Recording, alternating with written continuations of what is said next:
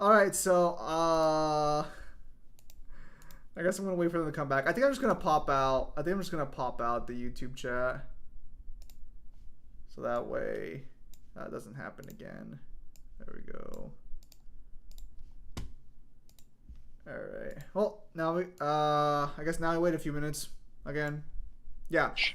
My bad. I don't know how that happened. I don't even know how the fuck that happened. That shit's wild. I'm gonna remind people that I'm the one that's supposed to be bad with technology, but I've never done that. Yeah, because you're not smart enough to hotkey shit. So what happened, chat, was fucking I guess the last thing my mouse had clicked was the stream setup.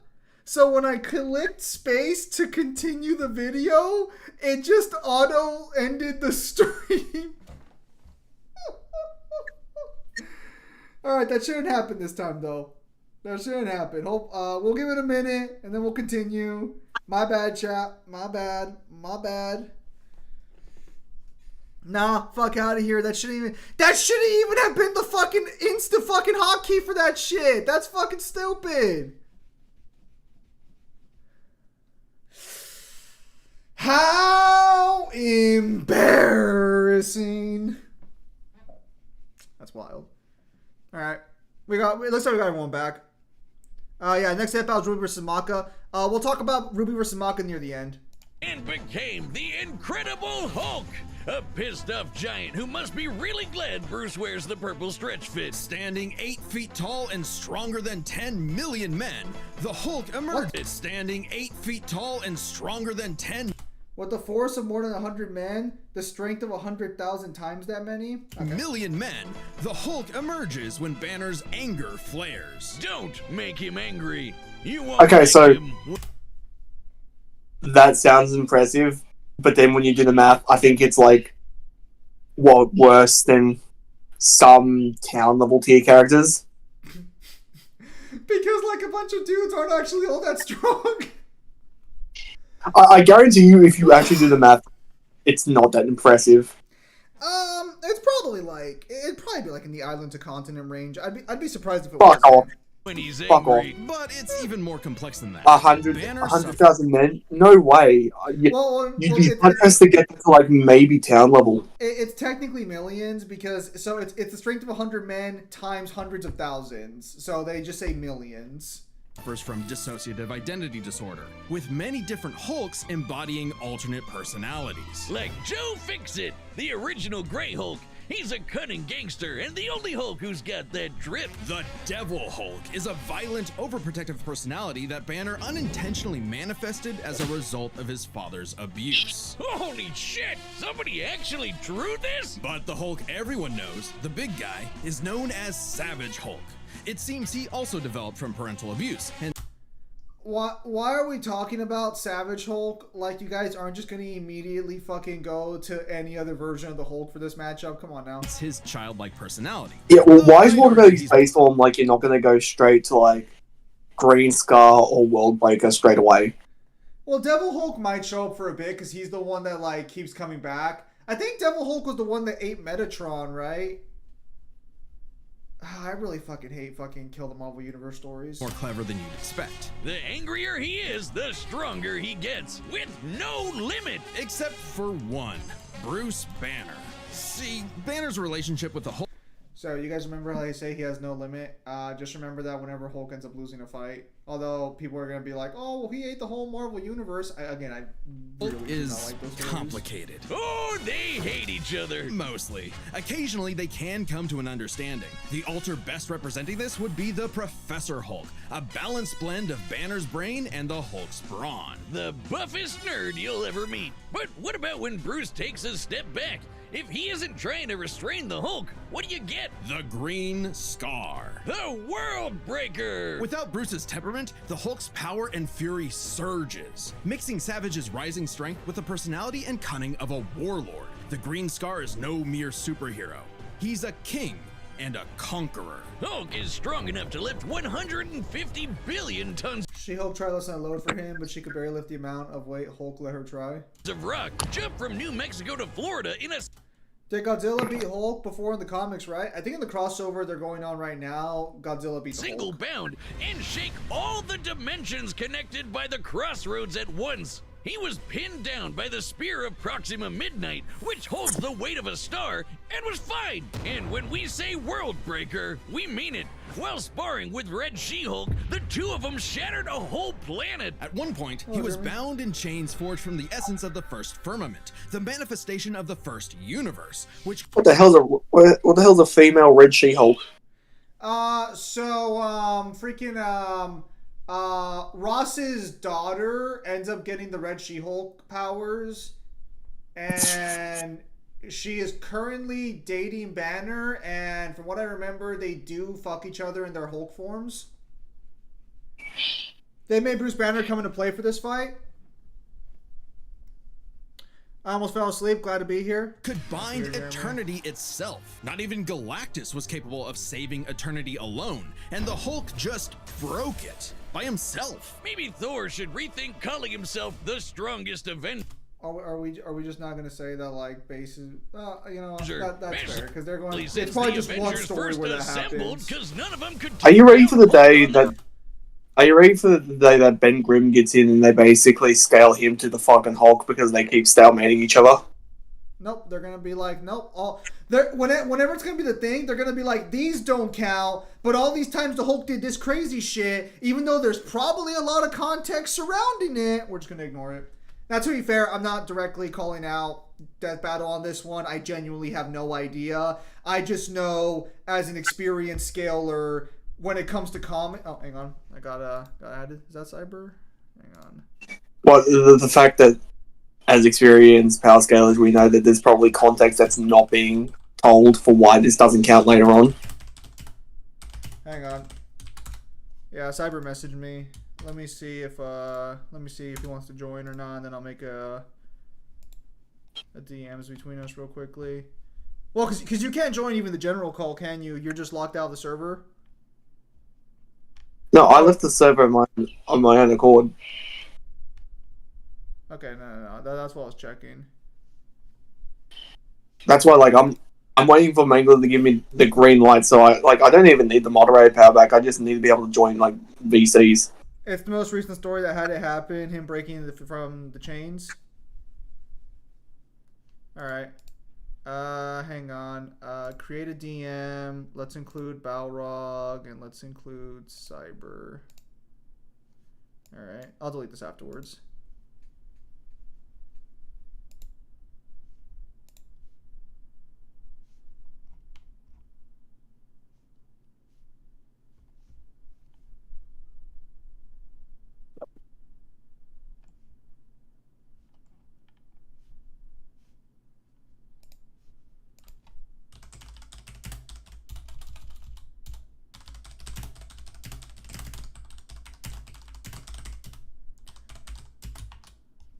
I'm surprised y'all are doing it in here. Oh, so that's because Kyle's dumbass got fucking bot porn problems, so we had to kick him out of the server. It's fine. He doesn't have any issues. But, yeah, that's why we're doing it over here, because Mangler's... I was wondering why I had him blocked, and I remember there was the bot issue. Yeah. Just use common sense. Kyle, are you... Kyle doesn't have it. Hi, Clyde! What the fuck? Clyde? Ain't no Clyde here. That's wild.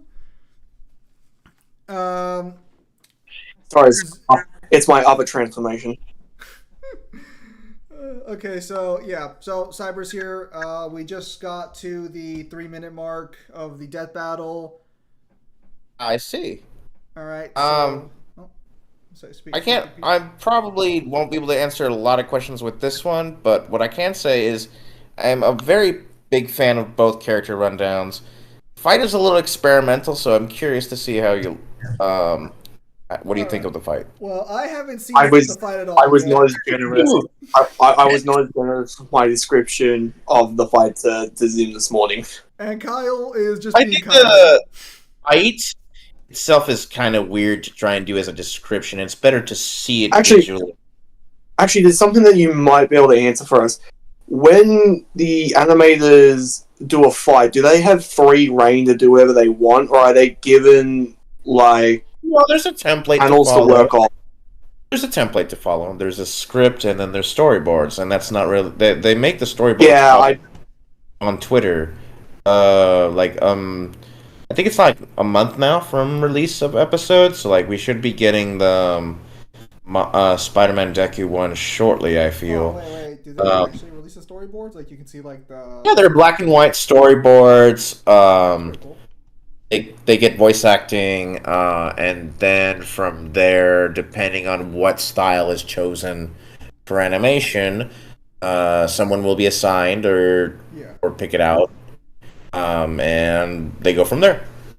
They don't really Like, upload this YouTubers, do This they? might sound a little harsh, but they need to have a dedicated coordinator when it comes to fights, because a lot of their fights are really, really not good in terms of choreography.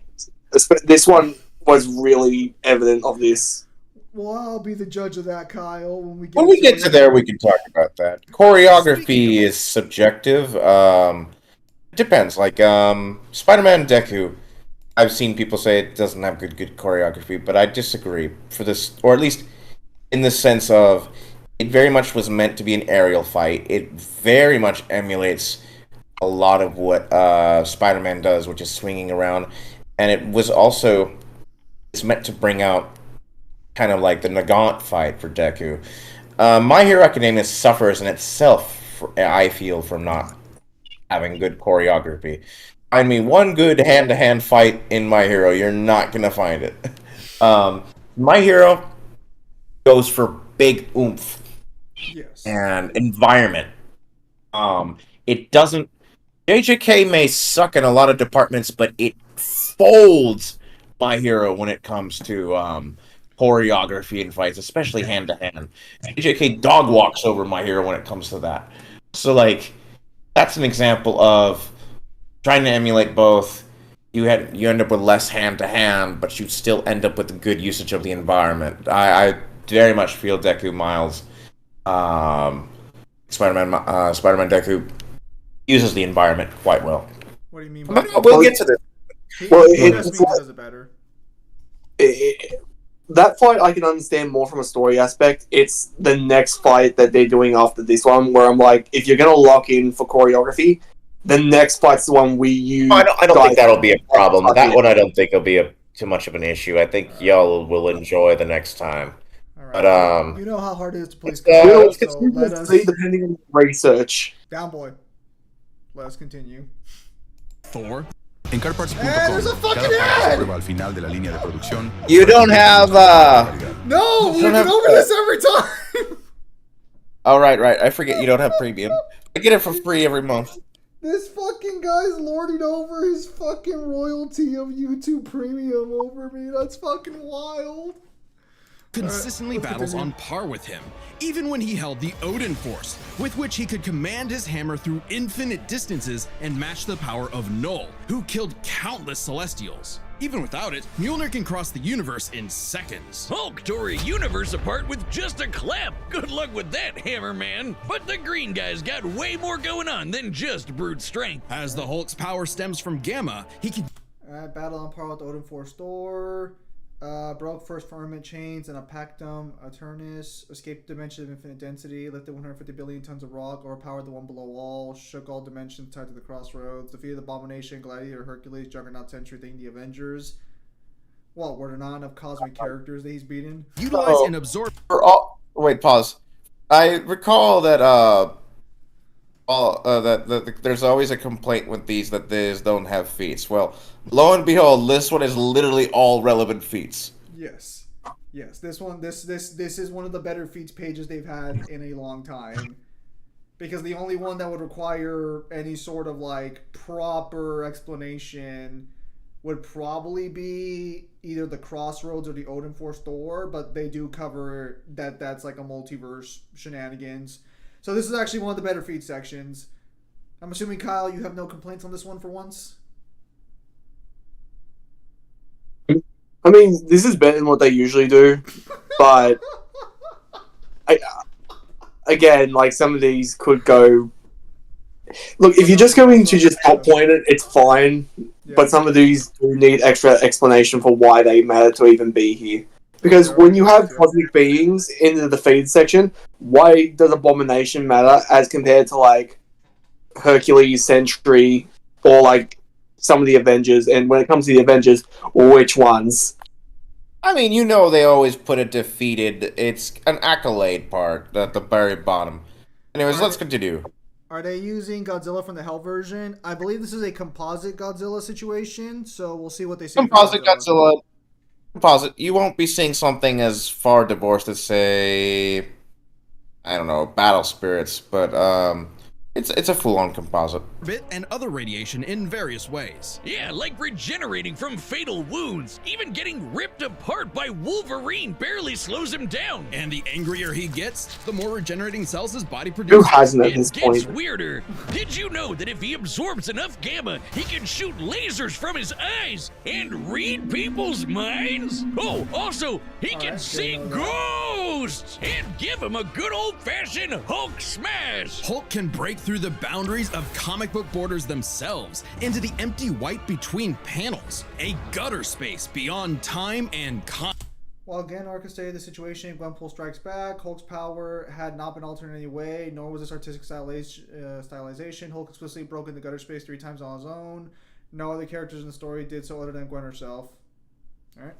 concept. What, like how She-Hulk can for some reason break the fourth wall and talk to the reader? Oh, wait, that makes sense now. It's all gamma. Exactly. In real life, gamma rays are electromagnetic radiation similar to X-rays. But in Marvel Comics, gamma comes from hell. On Earth 616, gamma radiation is an electromagnetic frequency that can manifest as either a wave, a particle, or something else. Something that nobody really understands. Except for Bruce. That's right. Dr. Banner is a certified genius with 7 PhDs. According to Norman Osborn, he's the 4th smartest person on the planet. And that's comparing him to big brains like Reed, Doom, and Tony. Banner built the Her Collider Synchrotron, a machine that can scan the entire multiverse with the speed of a hypermind. He created the Gamma Core, which could rupture space-time between universes. He built an interstellar radio on a deserted planet without any pre-established technology. He wired up Hulk like a starship, piloting him from the mindscape within. He even built an ultimate nullifier. In fact, the original intent of his Gamma Bomb was to be non-lethal, only targeting inorganic material. But Thunderbolt Ross wanted something with a bit more boom. They can't blame him. Fearing its ramifications, Banner developed the Gamma Bomb on his own, keeping its design secret. In the process, he tapped into an unknown form of gamma energy that breaks down reality and mutates it beyond actuality. On that fateful day, he opened the Green Door. You know how we said the bomb killed Bruce? That wasn't some flowery metaphor or whatever. He died and came back as Hulk. Came back from the below place, the hell beneath hell, the lowest possible dimension of reality. It's trippy, but whenever Hulk dies, he goes there. Then a green door opens and he goes back to where he was before. Easy as that. It doesn't matter if he's been atomized, sliced up into jars, or digested by werewolves. If he goes through the door... Gamma mutates who are aware of the green door regenerate faster than those who aren't. Power Man wants to use the green door to return from being automatically shattered into nothing. Oh, So the context of that one is there's a storyline with the character named Power Man who had like different abilities, and he gets atomized in said comic, right? Yeah. And then the author for that did an interview, and in said interview they were asked, well, how did he return? And he specified specifically Hulk's abilities, specifically the Green Door. So, like, Power Man is a really good example of just how potent Green Door regeneration can get. So, do all the people affected by gamma radiation have access to the green door, or just people copying and the Hulk? They need to become aware. Okay. He's back, ready to rumble. The green door did get locked into a red door, but he's easily broken through it multiple times. Not a problem. It turns out that third form of gamma, this anomaly from the bedrock of hell, spawns from none other than the one below all. The dark side of the one above all. That's right, God has a Hulk, and it wants Bruce to bring about the end of all things. But Hulk just said, nah. So, what is the Hulk? An uncontrollable monster? A prison for a tortured soul? A super weapon for Armageddon? Don't overthink it, Wiz. Hulk is Hulk, and Hulk's the strongest one there is. Pause for a sec, really quick. So, One Above All having his own Hulk state is funny because it's from the first ever Crash Out. So, the lore goes, the One Above All discovered that there was an entity, the Mother of All Beasts, or the Mother.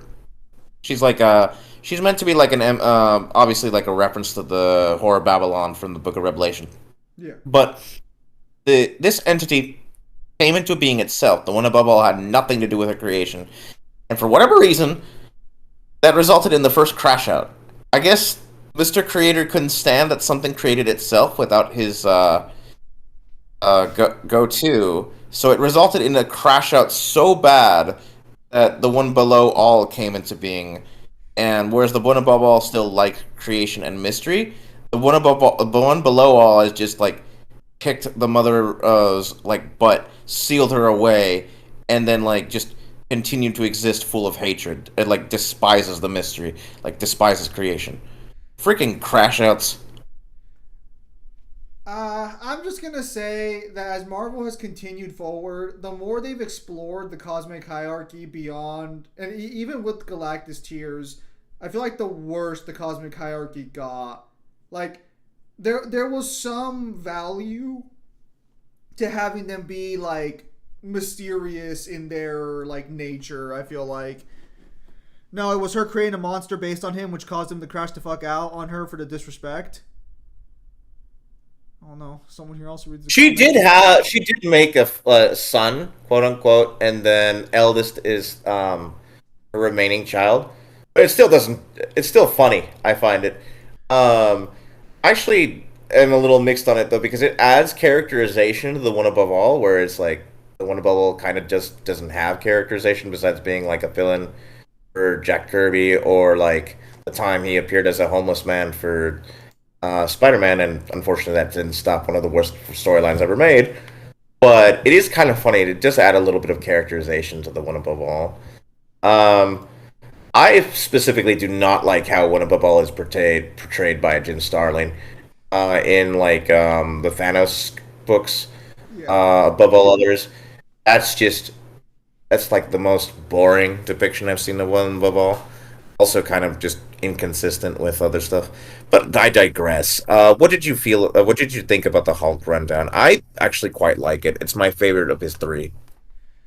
Well, I mean, it better be your favorite of his three, considering that like I think he comes out every like half decade almost, because I think the last one was Every 4 years, basically. At this point, every 4 years. I was gonna say, so like, I mean, in comparison to the last one, Death Battle has made leaps and bounds in improvements across the board. So this was a good So, run.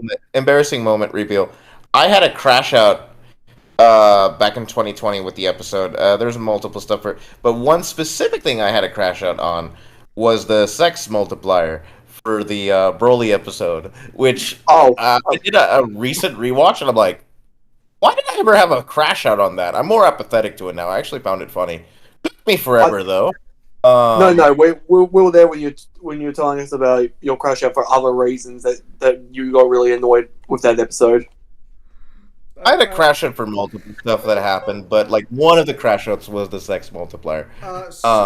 Was that ever brought up again in like any discussions for this matchup, or has that just What, been taken the away? sex multiplier? Yeah, because I mean, I don't think it's super relevant. The sex multiplier is actually really close to an official multiplier for a thing called Pandora's Box, which you could scale to World Breaker Hulk. So in the end, the sex multiplier kind of checked out at the time. I mean, it was one way you could do it. I think it was like within margin of error of like 10 to 20. It wasn't far off from the official Pandora multiplier. You guys still think Brawly beat Hulk?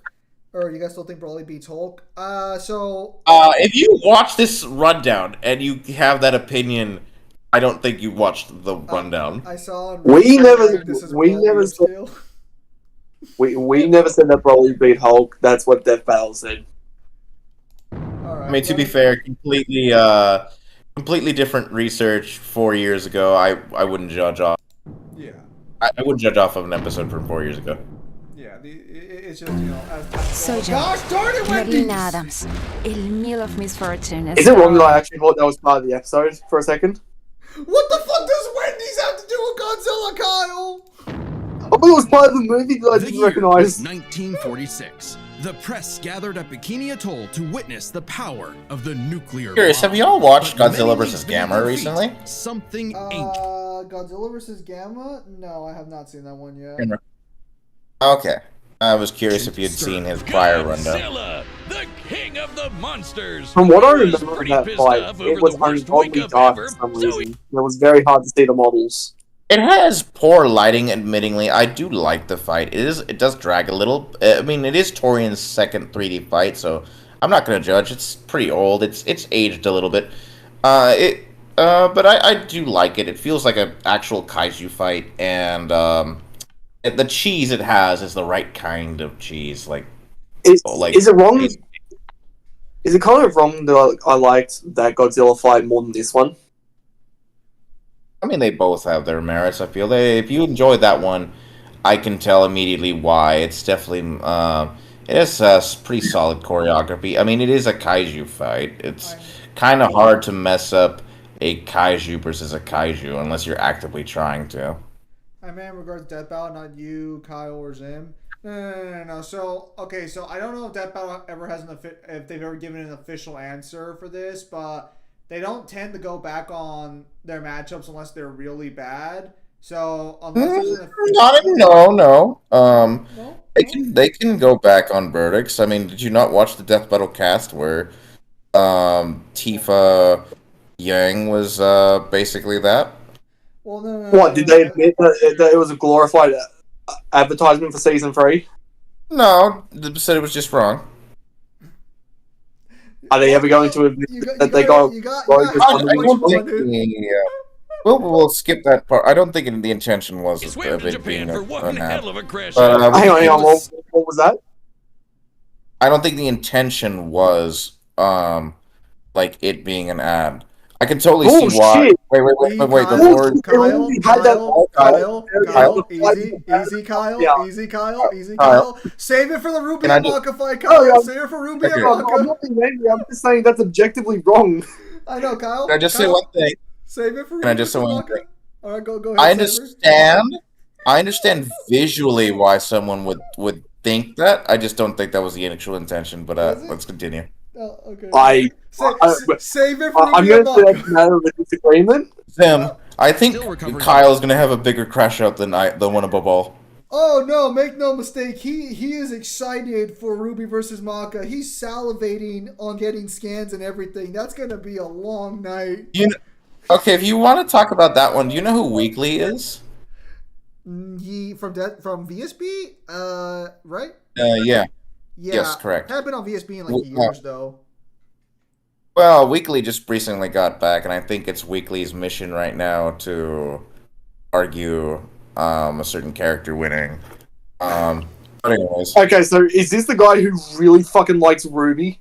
And he, like, paid people to fucking upgrade the verse? yes.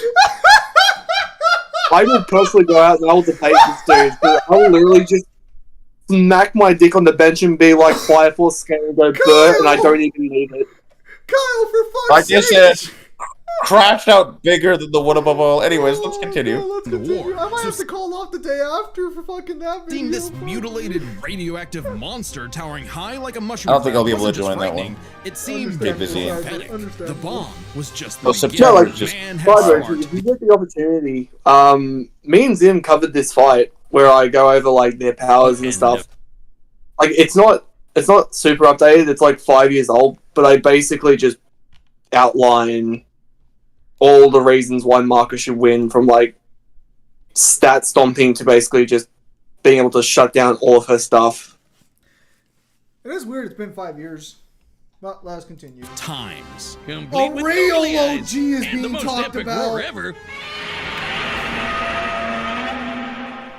Over the years, there have been many iterations of the beast. Between movies, TV, comics, and cartoons, there's at least 27 different Godzillas stomping around, not including Manila, the Scrappy Doo of kaiju. Sorry, that's insulting to Scrappy Doo. Despite the variety, Godzilla is somewhat consistent, so we'll examine his entire history, focusing on the larger releases. In most iterations, Godzilla is a rare theropod that went dormant for millions of years before nuclear bombs mutated it into a gargantuan What? Oh. radioactive monster. Standing 165 feet tall, at minimum, Goji smashes through skyscrapers with ease. He's so casual about bullets and rockets, they might as well be gnats. And the bombs did so much more than just pump up his size. He's got atomic breath. A concentrated beam or spray of radioactive heat. With an estimated range of 1,100 miles, it can exceed 500,000 degrees Celsius, almost 90 times hotter than the surface of the sun. But depending on how much radiation he's absorbed, or life energy from a giant pterodactyl, he can do way more with it. His red spiral ray is a supercharged version that doubles in heat and power, and spins. Or he can blast it out of his back and fly. Well, he could always do that, I guess. Look at him go. With enough energy built up, Godzilla can blast a nuclear pulse out of his whole body, creating a massive wave of atomic destruction. His breathing laser can even break through dimensions, like when he found himself face to face with a giant mech piloted by Hatsune Miku. There's also a number of era-exclusive powers. Shin Godzilla can fire rays from his tail. And Hanna-Barbera The better Godzilla character can fire law. rays from his eyes. Pew, pew. Effectively a living nuclear reactor, Shin possesses a natural phased array radar that can detect and attack threats automatically. And Godzilla Earth, who grew over 1,000 feet tall across 2,000 years, could make a barrier only penetrable by kaiju that can bypass physics. And don't forget, Big G can ball with the best of them. After Charles Barkley got him his own pair of Nikes, Godzilla got busy. Hell yeah. You know, it's Pete. kind of hard to emphasize just how impressively terrifying Godzilla can be when you're bringing up this sort of thing. Oh yeah? Why don't you find a better spokesperson for Dr. Pepper? Fine, let's talk We all know about when about his that Bell says presence so far, foiled it's the kind of entire marketability. Arctic About that. Ocean, or how he picked up and threw Biolante, which weighed Pepper's 200,000 filthy. tons, or when he no-sold not one, not two, but 3 meteors. Including the Permian period extinction event that happened about 200 million years ago. Then he went to hell, fought some fucked up versions of God and Satan, and atomic breath at Space Godzilla so hard that he blew up the whole planet. That's scary enough for you? Specifically, Godzilla defeated the god demon guarding the gate out of hell. To do so, the Hellbats that devoured Godzilla's flesh became his new flesh, and playing Godzilla's regeneration assimilated them. Yes, because I believe that's also how Godzilla -1 happened to some extent, because he was like the I want a Dr. Pepper. With such awesome might, he's battled the Wait, most dangerous of pause. foes. Godzilla Like in Hell Ghidorah. definitely has better regen than -1. -1. I actually watched -1 the other day. Very good film in my opinion. I feel like it has some of the strongest what do you say? Like for human characters in a Godzilla film, it definitely has some of the better written ones. Yeah. Valid. Godzilla -1's atomic ray is so good. So far, research still holds up because... And Gigan. In Godzilla vs. Megalon, Gigan flew from the M Hunter Nebula to Earth in 24 seconds. My boy And Gigan! the nebula is 30,000 light years away. But sadly, OG Goji got done in by the cruelest weapon ever. The Oxygen Destroyer. Developed in secret by Dr. Serizawa, this weapon could suffocate and liquefy molecules. The ramifications of such a weapon were so detrimental, Serizawa took the secrets of its design to his early grave. He got lucky. It doesn't matter what you throw at Godzilla. He never really dies. You can blow off his head, explode him from the inside, or crush him in a black hole. Then he'll come back. Or evolve into an even more powerful form. Godzilla's always possessed heightened adaptation, but many iterations clearly showcase instantaneous evolution. And super forms. He's gone full shonen and powered up a few times. So much so, he almost kicked off a nuclear winter just by existing. Even the Oxygen Destroyer could not permanently end the first Godzilla. His ghost possessed a robot, his bones summoned another Godzilla, and he rose as an undead revenant hell-bent on destroying Japan. Okay, why Japan? Couldn't he pick on some other country? He's stomped around the Americas a few times, but it just isn't the same. Godzilla is intrinsically linked with Japan, a symbol of both their devastation and resilience. A reminder of the threat of nuclear war and what awaits those who peer too deeply into the unknown.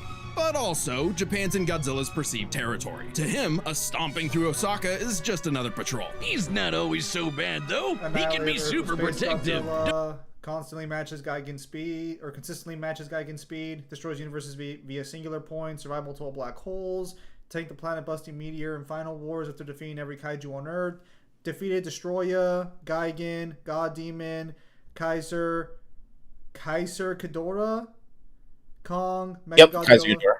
Yeah, I just want to make sure because I thought those were two separate names. Defending And other Space Godzilla. monsters, his own kid, and sometimes even people. I'd say there's two types of Ghidorah's Godzillas. better. The monster of nature's wrath and the guardian of planet Earth. Well, there is a third type, but to understand that, we should first answer a question. How does Godzilla walk? On two legs, Wiz, obviously. But according to Square Cube law, those legs should be crushed under his own weight. Oh god, here we go again. A creature like Godzilla cannot realistically exist. This proved to be an elusive question for decades, even highlighted in Shin Godzilla, until a new theory was presented in the anime Singular Point. If Godzilla can't exist in our reality, what if he's from a different one? What? Like he's an alien from another dimension? Exactly! What if all kaiju come from a higher plane of existence with no regard for the known laws of physics? This dimension enters our reality in the form of archetype, a transtemporal conceptual particle. It's that red dust that's floating all over the place. This archetype can enter any timeline to terraform the Earth and all of reality so that kaiju can exist. This theoretically explains why various Godzillas appear in so many universes. They all trace back to one singular point: Godzilla Ultima. Sporting the wide grin of a demonic Oni, Ultima is vicious. Just walking through Tokyo started Well, can't I just say 1,000 his legs are just that earthquakes around strong? Japan. Even his own blood is a weapon. Over That still 300 wouldn't feet work tall and under, growing ever more as like, archetype physics. distorts the universe. Ultima's existence implies a far more complex origin for all Godzillas. Godzilla is a test for humanity. Multiple Godzilla timelines are referenced in the credits of each episode of Singular Point, implying a connection. The anime also references a 1954 Godzilla attack, like in the original film.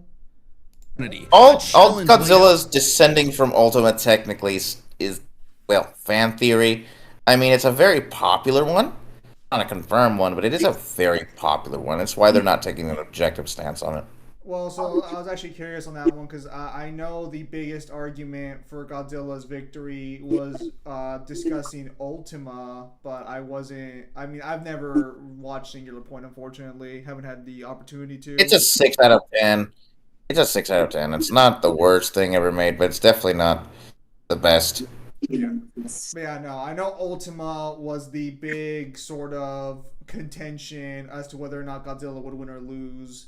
Because you had Godzilla fans arguing that Ultima was the greatest thing since sliced bread, and then you had Hulk fans being like, my green door goes burr. I mean, we can continue watching and Yes. I mean, we'll see the An end of that. eldritch entity from a dimension we are incapable of perceiving or comprehending. It's kind of like how when we move an object and its shadow changes, we get why that happened. But to someone who exists in only a 2D plane, the shadow looks like it just randomly transformed into something totally different. Crazy to think about. Come a really long way from Big Lizard Smash Building, huh? This shadow, this wannabe god, desires to play with and destroy every single universe. And Godzilla is its avatar. Through Being a football player with plaque psoriasis is challenging. Ah, the damn football you! locker room is Free of always the a abuse. place where Ultima, this Now listen, I might consider next time we do a review of a death battle, I'll just buy premium for like only that set amount of time. Might be a good idea. Hang on. Maybe you might want to read that for a sec. Alright, the singularity cannot be destroyed. It is the nature of space-time, so to speak, that it cannot be destroyed from within space-time. It is like a character in a movie trying to break the screen. The singularity is just a hole given from outside the screen. The characters in the film don't have a hand to plug the hole. Alright, so then more than likely that white space will come into play for that one. But we'll see what they say. Entity sees the universe as an interactable fiction and can control causality. Ultima himself is Is a that an official translation? Probably not. It's probably a fan. It's probably. Okay, so the novel is not officially translated, Yeah. but I mean, this is not breaking anything. If you look at the description for Godzilla versus Hulk, there are guest researchers. So this episode actually had several guest researchers, which include people who can actually read the novel, read fluent Japanese. So the novel was read in its entirety. Translations here provided are from people who were able to read through it. So Yep, so- there was a pretty extensive research on both. Yes, I remember a lot of people mentioning that it seemed to have had the biggest research team in a long time, if not the biggest period. singular point, one of many gateways through which the entity can tamper with reality. Think of it this way: if The individual's teeth penetrate it, but it ignores this fact. It did not even turn its body around. It simply ignored the fact and nullified reality. something happens that the entity doesn't like, it can just say, that thing didn't actually happen, and presto, it no longer happened. That's not to say such an event can't happen in the moment of occurrence, but the entity disconnects cause and effect and nullifies events in retrospect without regard for time. And now my head hurts. TLDR, Ultima tried to bring about a catastrophe that would end the universe in like a week's time. So, a wacky robot and a time-traveling Alexa used a supercomputer and this familiar-looking doohickey The orthogonal diagonalizer. to zap all of Archetype into its final form, cutting off the entity's connection to the universe. But not killing it. Because while each Godzilla You're telling me they're like, we gotta take on Godzilla, bust out my boy Jet Jaguar? Yep, valid. has its Valid differences, response. one thing remains certain. Godzilla. Oh, I didn't is know you were a Jet immortal, Jaguar and fan. That makes Oh, Jet Jaguar is a fucking beast. Tim Fucking the stud. King. Love that fucking guy. Look at the skull. No one cares about the Death Battle Exclusive. merch. Possibilities. Alright. Pause for a second. Wait, pause for a second. So, to explain why I said this is experimental, you'll understand when you watch it, and I didn't totally understand, like, people not liking this specific iteration of a fight. It's very more, it's like a season 2 story kind of one. I don't know if you've watched season 2 ones, but there are a few, like, season 2 fights that are, like, story-centric. You'll get what I mean as we go through this. I do think it has some of the most fluid animation DA has done in recent history that I can recall. All right, feel free to start it. Alright, let's continue. How long can we stream for tonight? Depends on how long we get through this reaction. Commentary on the side. We should totally delete Fortnite from existence. But it has something unique. Godzilla has reached the city. So far, the evacuation is... Wait, look! I thought we wanted the city to be saved, not fucking rendered to dust. That is the Marvel Rival model. Yeah, I can tell.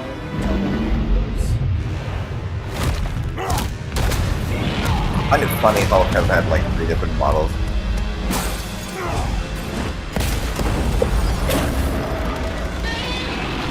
The real question, boys. Yes, cost $1 million.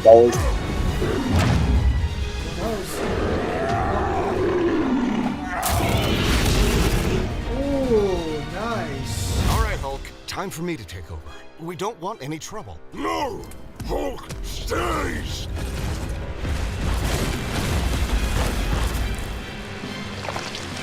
They probably do have a banner turning into Hulk animation because of Rivals. They probably just don't feel like doing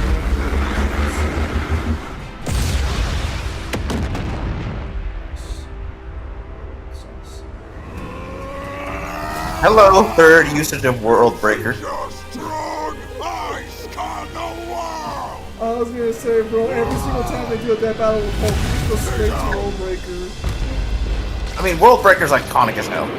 Yeah, I know, but it's like, it's just funny how it just goes through every single time.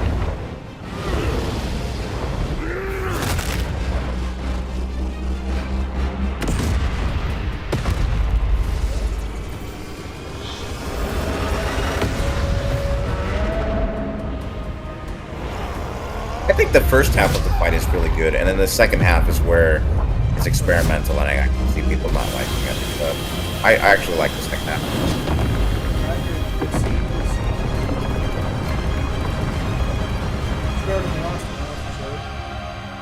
Godzilla kills Celestial in the newest crossover comic. Yeah, but if you go with that route, then Godzilla will probably just beat the whole. Technically, it was a baby Celestial. That Celestial's like very in durability and power. Lizard. Like, they brought up Null killing Celestials. That would be more impressive than say killing a baby Celestial.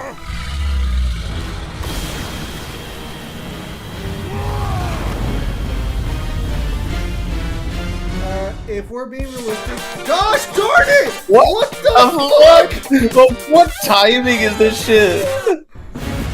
Alright,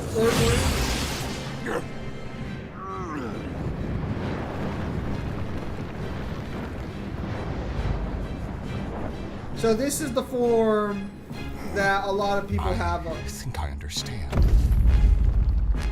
This does answer one of my questions related to Frisk versus Ness, but I'll bring that up later.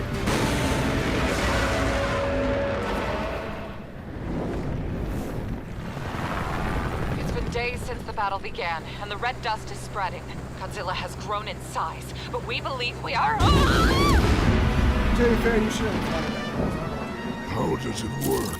Well, smash. A million.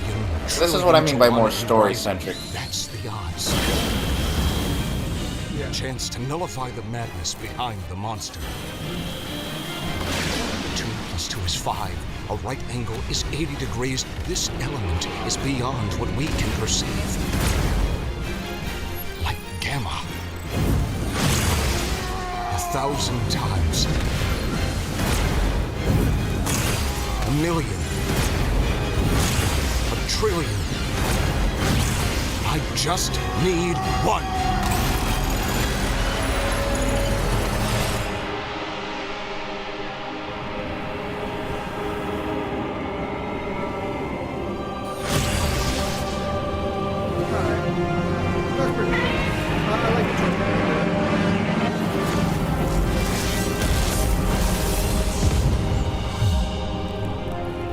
The crystals growing is like a reference to Singular Point's anime. Yeah. You did it, big guy. We did it. Hey, pause for a sec. I'm sorry to keep you pausing. So I can understand Kyle not liking that fight, especially the second half. The second half is not too choreography. Excuse me. I throat. 1 sec. You're good. Okay. So like the second half is definitely not choreography heavy.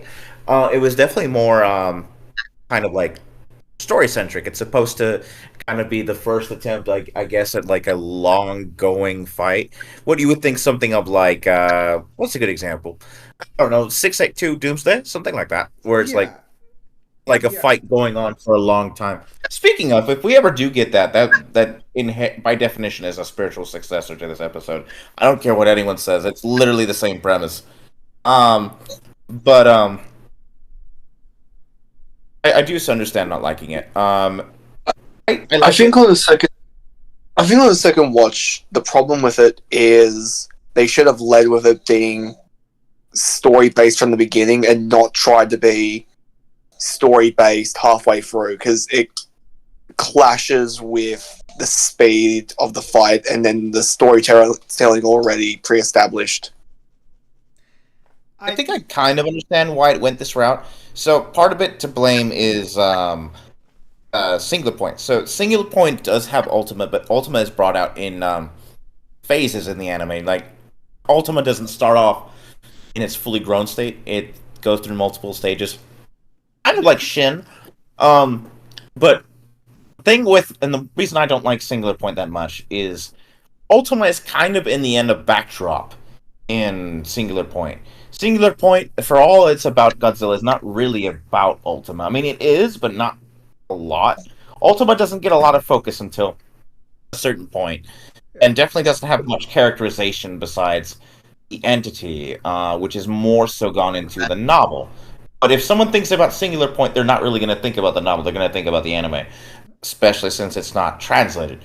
I mean, they obviously used both, but I think the idea was Ultima of all Godzilla's. No, well, you guys keep going. I'm letting chat know to hold on. I'll answer the question after you're done. Ultima doesn't have a lot of character, so it was definitely more. I mentioned this earlier with some friends. I feel like you can make the argument the second half very much feels like Godzilla. Sorry, Hulk and Banner featuring Godzilla, which I feel is like an unfortunate consequence of having to use something like Ultima. The thing is, Ultima is perceived by people who are aware of Singular Point, even people who haven't necessarily watched it, right? Ultima is considered the de facto strongest. I know there's people who contest that. You'll get a good amount of people saying Godzilla in Hell is the strongest, or maybe some other bit iteration, maybe Heisei. Like, a large portion of casuals will hold Ultima on an ultimate pedestal as the god, like the strongest iteration of Godzilla. And I mean, totally, I understand this. With all the terminology used in SP, especially the novel, I mean, it's an easy conclusion to come to, right? So, Ultima... Godzilla versus Hulk has been a matchup that's always existed. It's a classic idea. It really skyrocketed in popularity when SP came out, because it's like Ultima added a new layer to the fight. No longer was it just man's folly in monster form and, well, Hulk form. It was now an eldritch abomination added to it. Combine that with the whole recent Hell stuff for Hulk, and Ultima just had to be in the equation some way or another, right? Yeah. Does that justify the second half? Not necessarily, but it is. I feel like it's just a natural consequence of that. I mean, like, yeah, you're gonna have to go out of your way to explain how they get rid of Ultima, especially because, again, as you point out, and as I mentioned earlier in the live stream, Ultima was what every Godzilla fan I saw online was defaulting to. If you couldn't get past Ultima, then you just don't win that fight, because that's what everyone defaulted to. So you're absolutely right. You mentioned chat had some questions. Yes. What questions? Statements and questions. So Jeremy's there enjoying the fact that Hulk won. Ezio's saying he didn't see a statement for it being a baby Celestial. Red Dusk is asking once again why they don't animate Banner into Hulk. And so I know Marvel Rivals has an animation they could probably have used, but you don't. I think the idea was emulating Starship Hulk. So I don't know if you've read the Starship Hulk's stuff. No. Not particularly a super big fan of it, but the idea was Banner designed it in such a way that there's like a mental space he can easily control the Hulk from, right? Yes. And going forward from there, like the mind space is like, you don't necessarily have to animate him transforming. I mean, the idea is to start him off as Hulk and to have them coordinate. Hulk Doomsday, Hulk Broly don't really do that. They are more Hulk-centric, obviously, but this one was aiming towards to explore the man part of Hulk, which I really like. It brings a new dynamic to a Hulk animation we haven't seen prior. The statement for being a baby Celestial, if I recall, is something along the lines of Word of God from a post. I can look for that later. But they do address Elseworld stuff, or like the Marvel crossovers, in a black box shortly when we resume the recap. All right. That is briefly addressed. All right, that's fine. Okay, so I heard that Godzilla in Hell is a fraud. I haven't read the comics yet, but I'll let you keep Godzilla in Hell being a fraud is up to subject. It's like probably the most subjective thing possible. Godzilla in Hell is very much carried by Twitter and DeviantArt statements, some of which cannot be verified to this day. Don't tell me fucking DeviantArt. Godzilla in Hell is very much I hate you. I know. You know how y'all like you know how there's the Kratos situation with like with all those stuff. But you can at least verify which ones are real and not, right? Yeah. Godzilla in Hell is an unfortunate state where a lot of those statements if they were made, don't exist. They weren't even web archived, so it's hard. There are some that are real, but like some that cannot really be verified. And then there's some Twitter statements that are like from leading questions from people who don't have authority. Like you'll get stuff of like people trying to argue the Guardian is like the god of IDW or whatever, but like the people making those statements do not have the authority of saying that this entity has all free reign over every single property that IDW has ever published. It's bleh. I personally don't think Godzilla in Hell is that strong. I think you can maybe argue Universal or maybe a little higher. Best physical thing that happens is planet busting, but that doesn't inherently mean it's Godzilla's limit. Fair enough. Banner should not have been a factor in the fight. I'm neutral on the stance of allowing Banner to come into play. So I would disagree.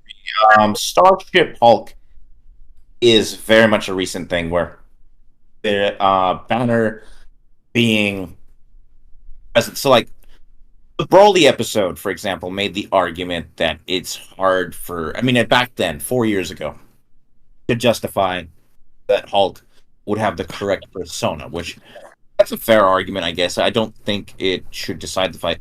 Problem is, Hulk's changed in 4 years. You have Banner being pushed at the front of power dynamic with Hulk.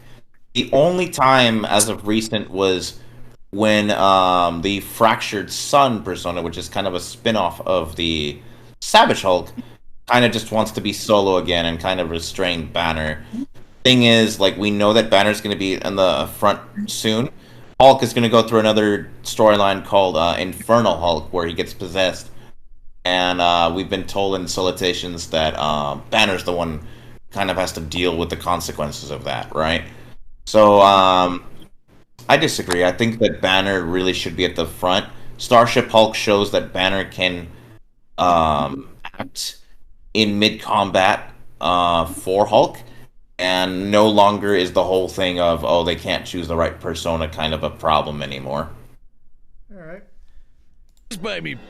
What happened? It's complicated, so let's break this down into 3 categories. First up, power. Most versions of Godzilla can shrug off black holes and extinction-level events. Tag beyond. Some Godzillas have defeated characters like Thor and Superman in comics, but these scenarios involve off-comic gags or elsewhere variants with unique circumstances and less power than their mainline counterparts.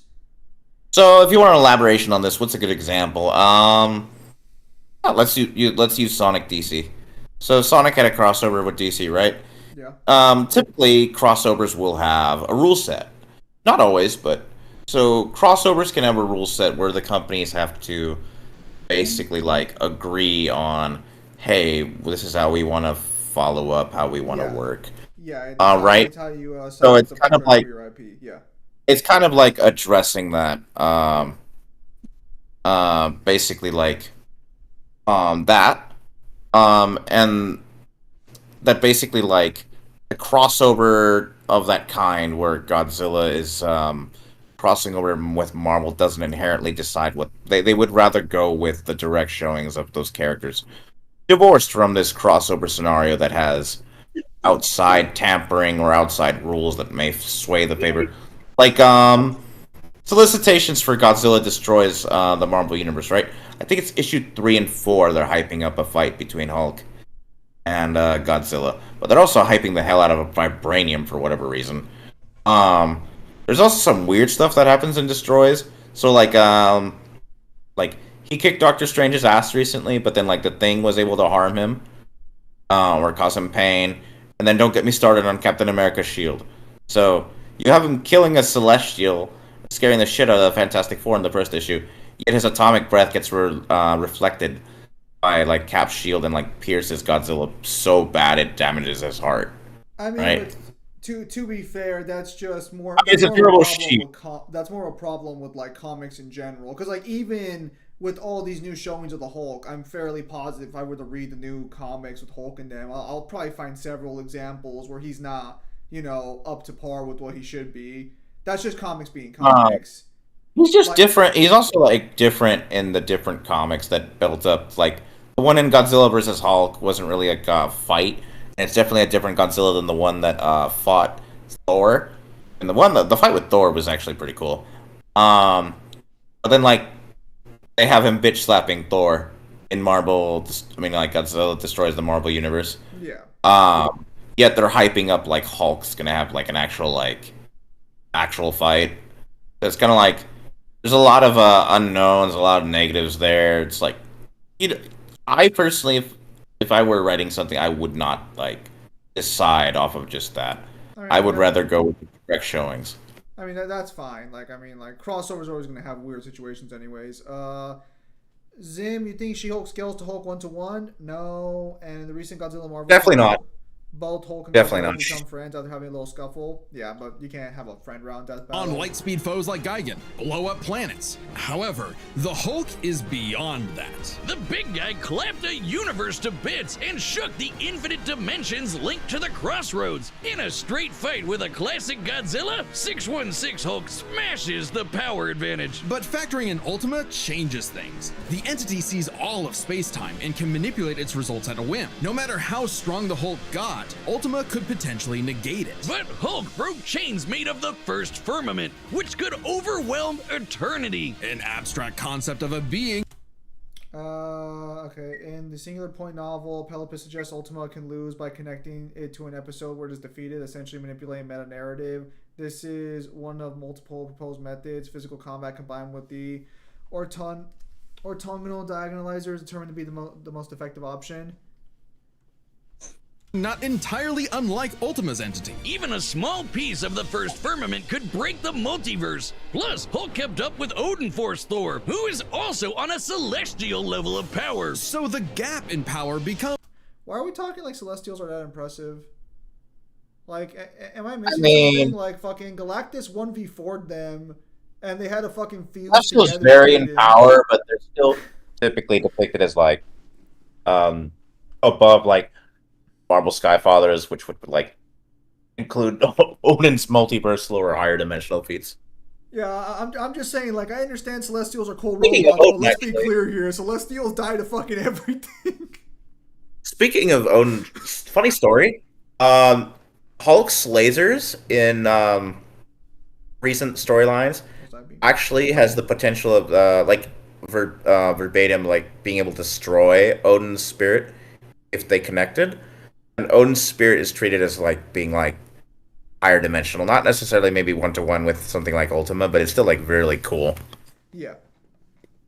Cyber, how do you guys take self-resurrection? Is there a time limit that character has to come back to life and get right back into the fight? Even Iron Man basically built a... I really think it depends on what fight it is. Something like Doomsday 682, if that ever happened, just out of what I imagine would happen, would be that like the characters are known for coming back. They're going to be given the opportunity. Frisk Ness, I brought up earlier, right?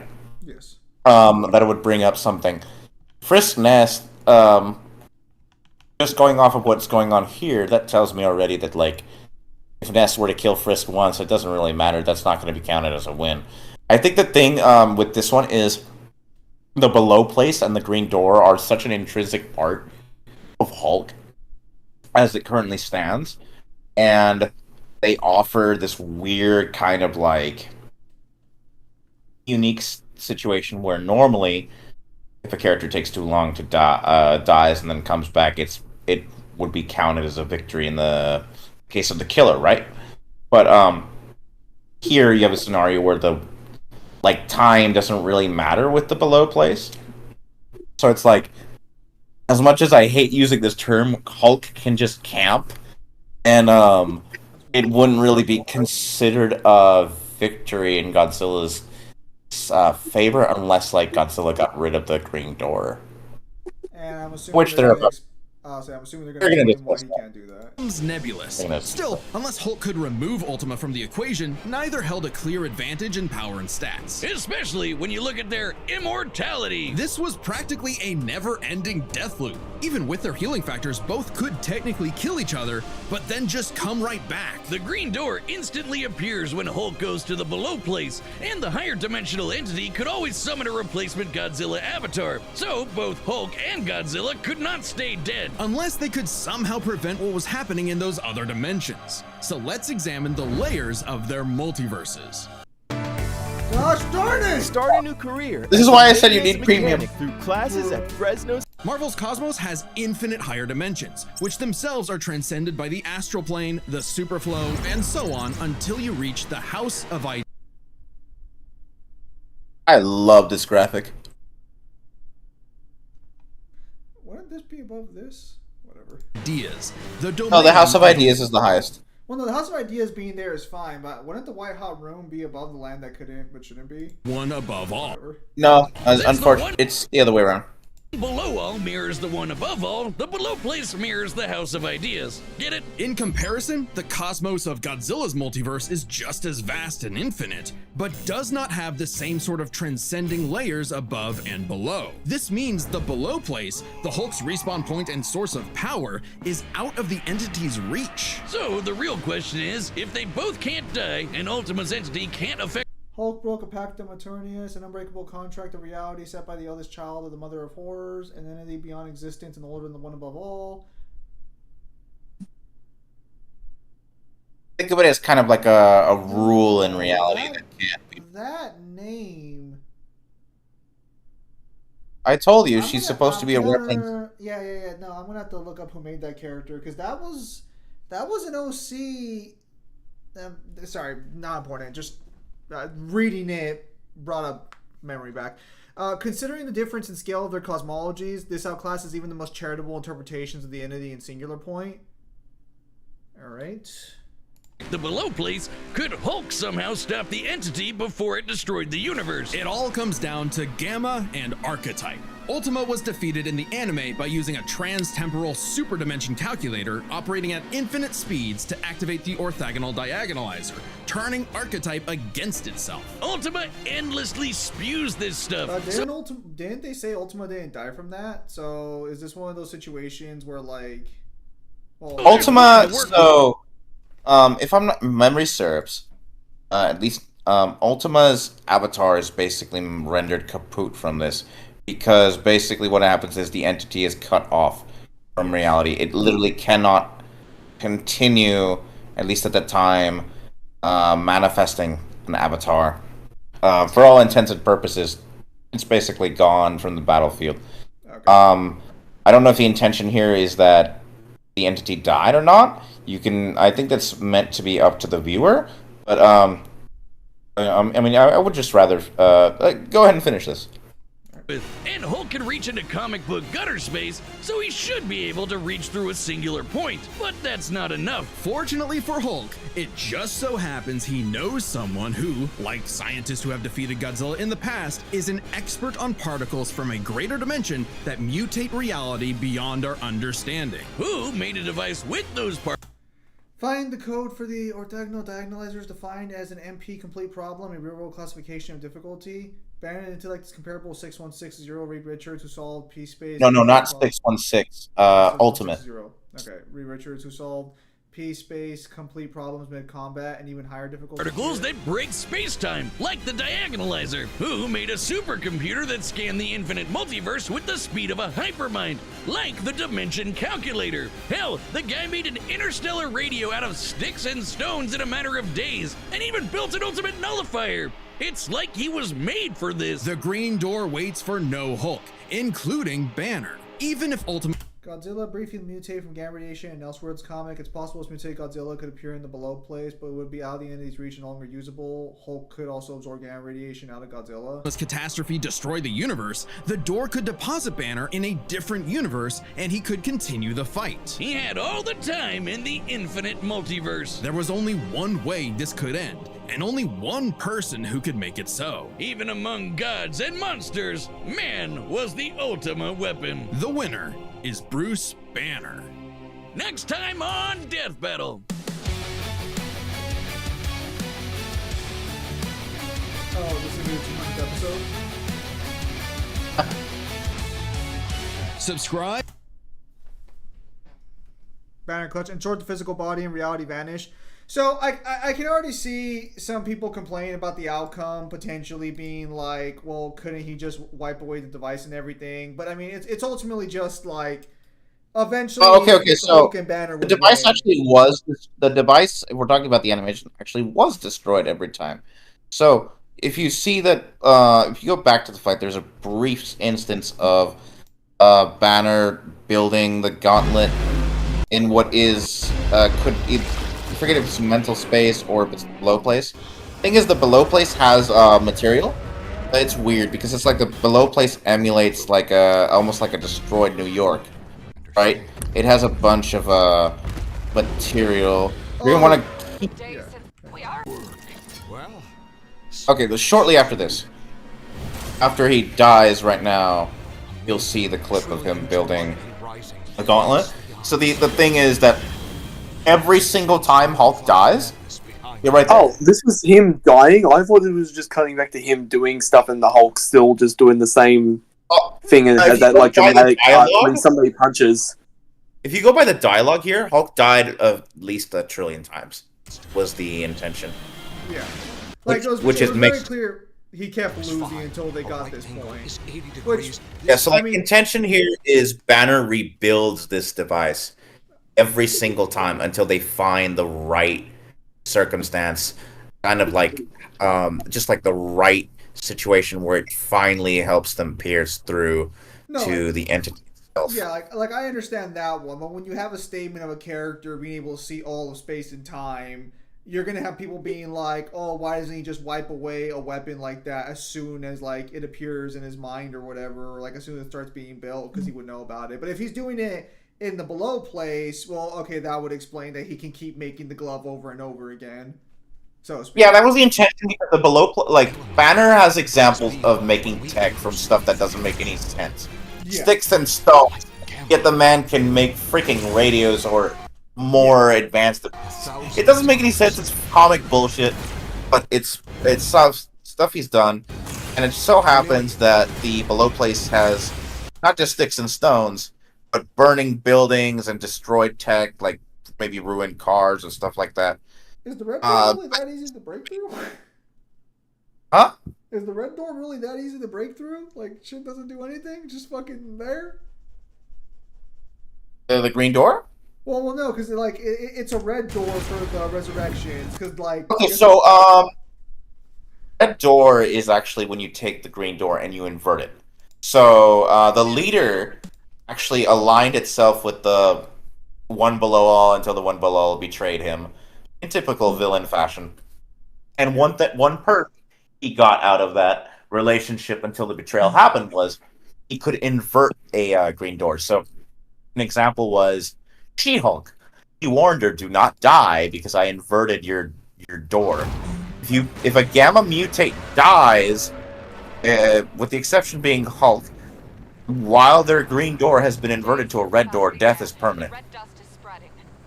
Okay, so he's the only one. The weird thing is because of Hulk's connection to the one above all and below all, Hulk has more perks than the typical Gamma mutate.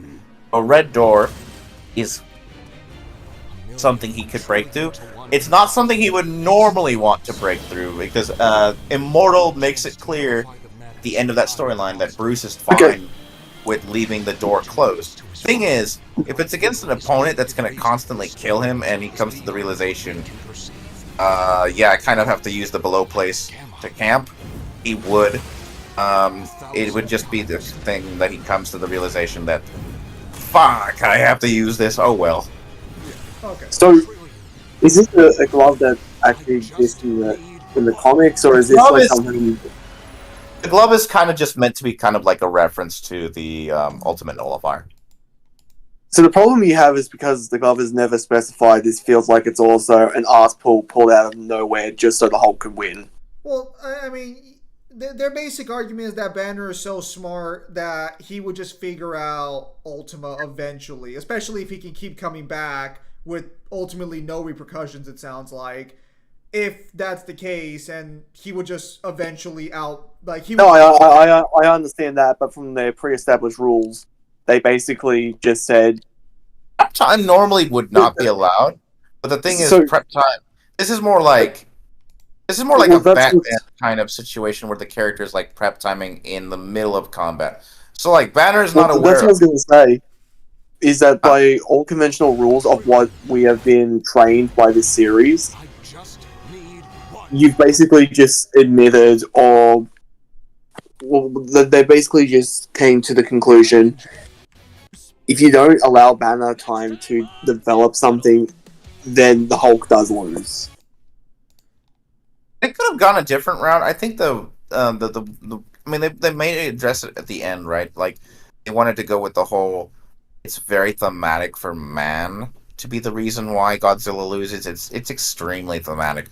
But I brought up an example earlier, so like, you could, Hulk's lasers can harm higher dimensional entities. Yes. It's weird, it's dumb.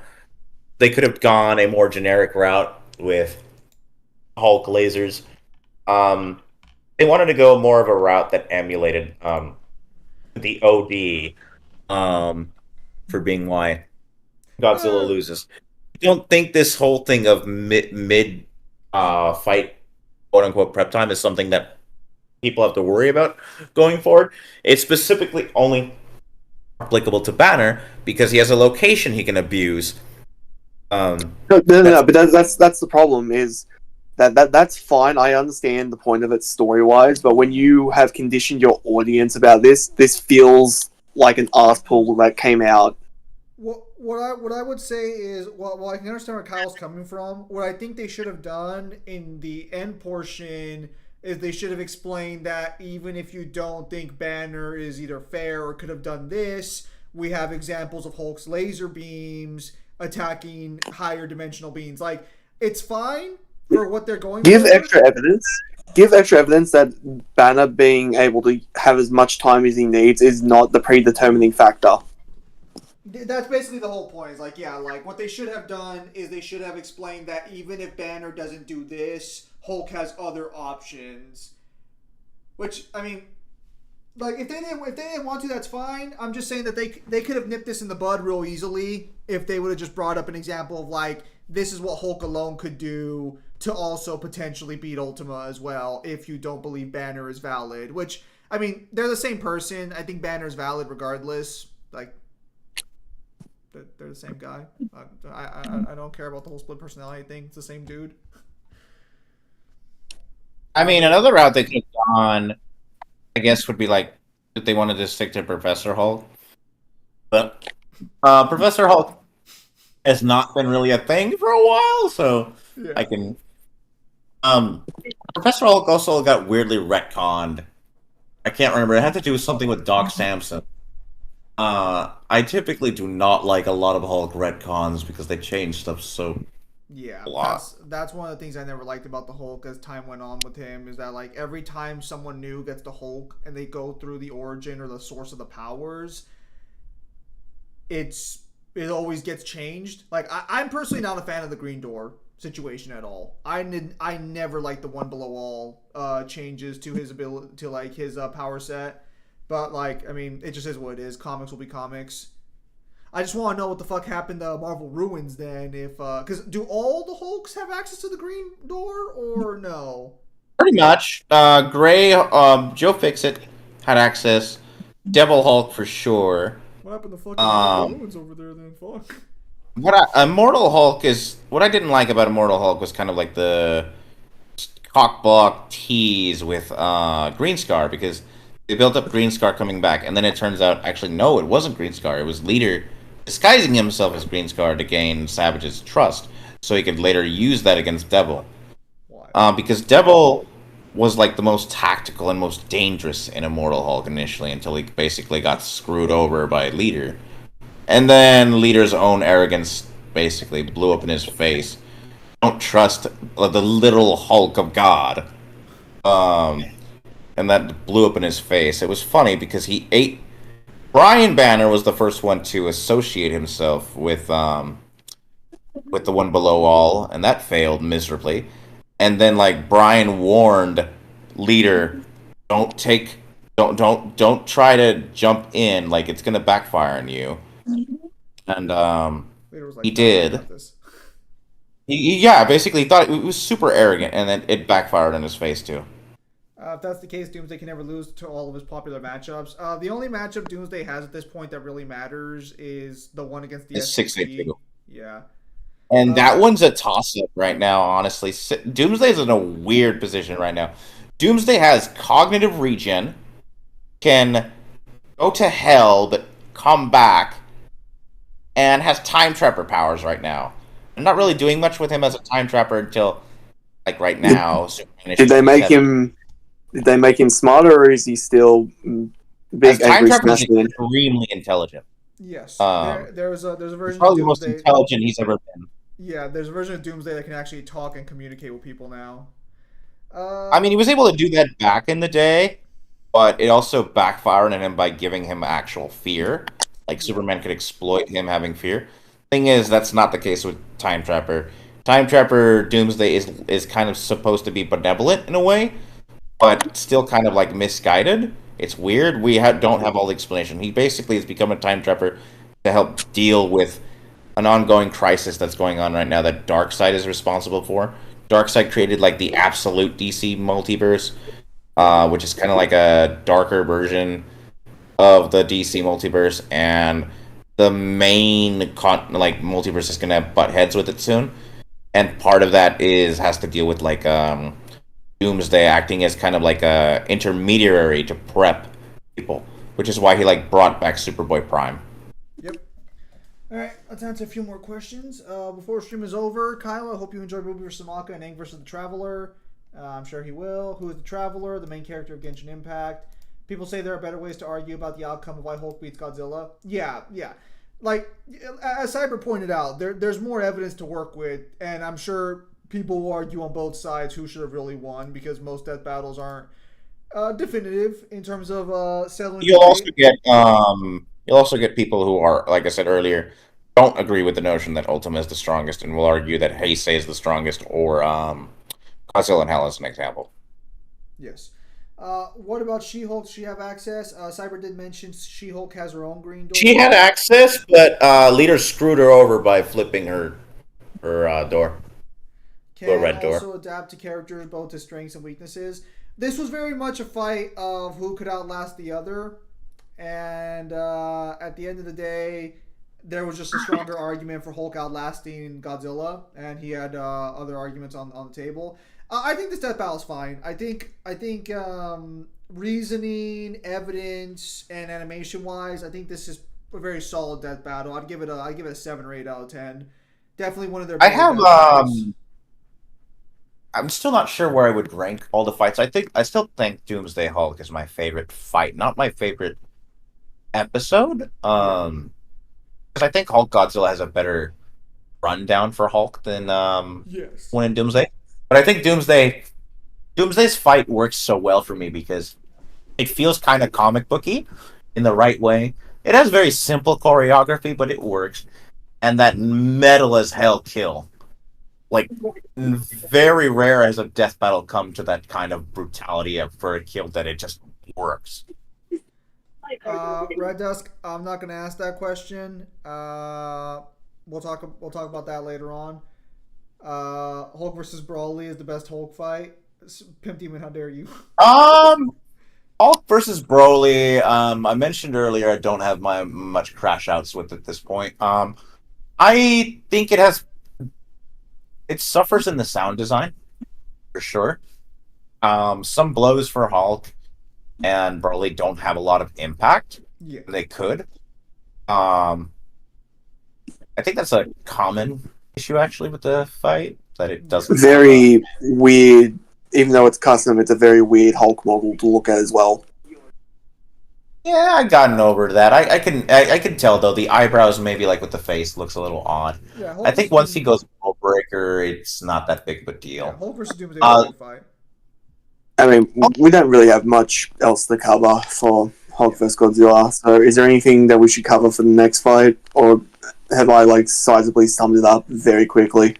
We can talk about that on a separate stream to set up for that one.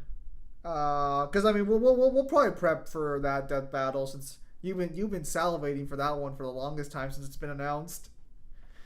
So salivating is very kind. Next stream, Rock and Alice. Yes. Salivating is a very kind word. I'm more worried about what they're going to try and argue, because they're either going to try everything possible to downplay Soul Eater, or they're going to do, or they're basically just going to admit that this is a stomp of the highest caliber, and there's no in between.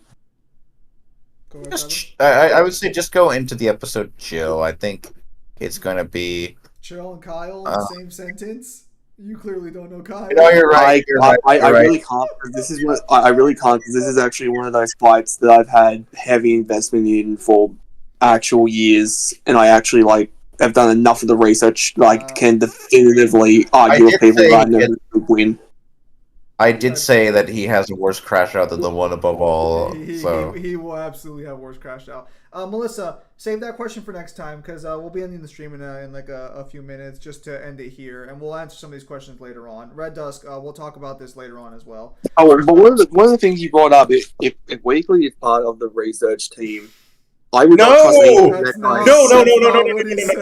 Hold on. He just said he was arguing on. I did not say Weekly was. No, Weekly is not. Weekly's been banned from I'm just saying hypothetically. There is no timeline or universe where Weekly would be a member of the DB research team. I'll join your rebels right now, don't worry. That would have to be that would be a drug-induced nightmare. The only way it happens is a drug-induced nightmare. That's great. But yeah. I think we'll call here for today. For the questions that we're not going to answer today on this stream, just save them for the next stream, either Thursday or Saturday, and we'll go through them from there, since they're mainly for me and Kyle. Cyber, thank you for coming by. Always a pleasure. And I think we'll just call it there, unless you guys have anything else you want to say. Where's that Noctis Kenshiro episode? Don't worry, Cyber. It's going to be a Christmas special, because it's my gift to all you fucking naysayers. Actually, the only thing, I don't even know if you'll even know this, are they planning on announcing other matchups they might be budgeting for next year, and they're going to propose to the fans? I don't know. Or that's not in the course yet? I mean, I'm going to be honest, I have no clue. They may not eventually do something like the Tournament of Champions. But I don't know. You'll see what October's episode is when Ruby Maka drops. Oh, Ruby Maka's not October? Oh, yeah, no, we got a couple months September. October. Oh, wait, so that's not the Halloween episode? Oh, no. Okay. I thought it was going to be Halloween. Okay. No. Ruby Maka taking 2 months to come out would be really weird. You got it. But all right. So, with that said, then, thank you guys for your time as always. What would the Halloween episode be? I guess we'll find out. So, with that said, we had that pick for the holiday. We'll find out in roughly 3 weeks. All right. So, with that said, ladies and gentlemen, thank you guys for your time as always. Have a nice day. I'll see you guys on the next stream or video. Take care, everybody.